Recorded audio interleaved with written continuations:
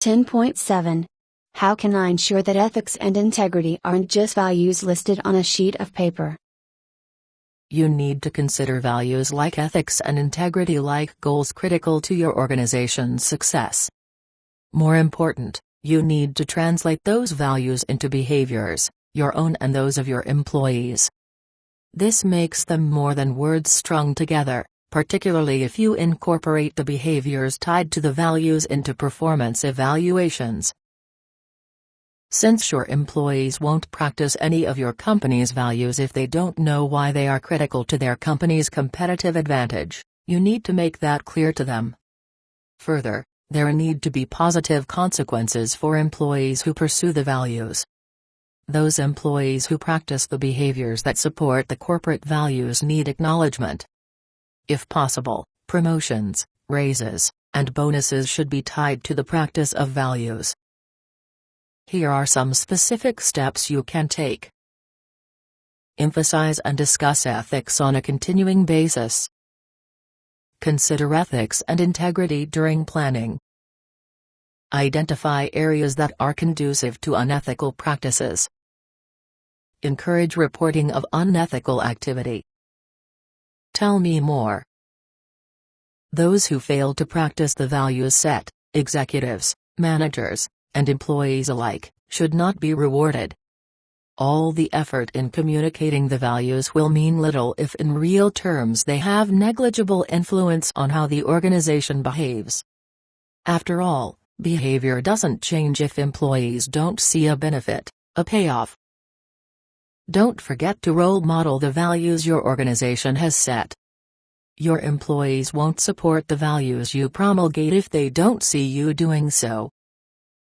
When it comes to the values of ethics and integrity, in particular, you should emphasize and discuss ethics on a continuing basis.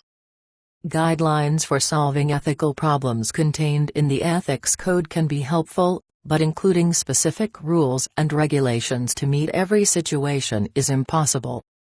Thus, a code is primarily symbolic, indicating the importance a company places on ethical conduct.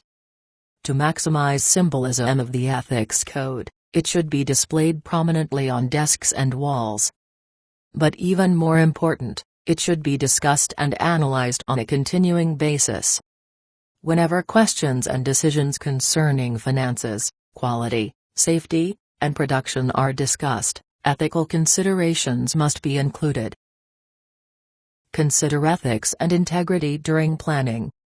Moral lapses occur when ethical views and concerns aren't part of the discussion. Any goal-setting sessions, corporate, divisional or departmental, should stress ethics and make very clear that achievement of the goals at the expense of ethics will not be tolerated.